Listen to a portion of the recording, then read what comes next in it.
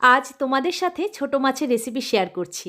ছোট সাইজের শোল মাছ, সেগুলোকে ভালো করে ধুয়ে নুন হলুদ মাখিয়ে নিচ্ছি। তেল গরম হয়ে গেছে, এইবার মাছগুলোকে এক এক করে ভেজে নেব। আর মাছ ভাজা করতে করতে আমি এদিকে মশলাটাও রেডি করে নিয়েছি। মাঝারি সাইজের দুটো পেঁয়াজ ঘষে নিয়েছি, আর মাছ ভাজা হয়ে যাওয়ার পর আরেকটু তেল দিলাম, এতে একটা বড় সাইজের পেঁয়াজ কুচি দিয়ে দিলাম।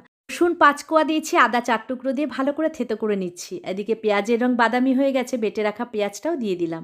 স্বাদ মতন লবণ দিয়েছি, থেতো করা আদা রসুনের পেস্টটাও দিয়ে দিয়েছি, আর দুটো টমেটো কুচি দিলাম। ভালো করে কষাবো, তাতে 1 চামচ লঙ্কার গুঁড়ো, হলুদ গুঁড়ো পরিমাণ মতন, আরেকটু লঙ্কার গুঁড়োও দিয়ে দিলাম। জল দিয়ে খুব ভালো করে মশলাটা কষাবো তেল ছাড়া পর্যন্ত। এবার পরিমাণ মতন গরম জল দিয়ে দিলাম। ঝোলটা ফুটে উঠতেই মাছগুলো ছেড়ে দিয়েছি এক এক করে। লবণ একটু কম হয়েছিল, আরেকটু লবণ দিলাম। আর মাত্র মিনিট 5 ফুটিয়ে 4টে কাঁচা লঙ্কা ধনেপাতা কুচি দিয়ে নামিয়ে নিয়েছি। ছোট শোল মাছের রসা একদম রেডি।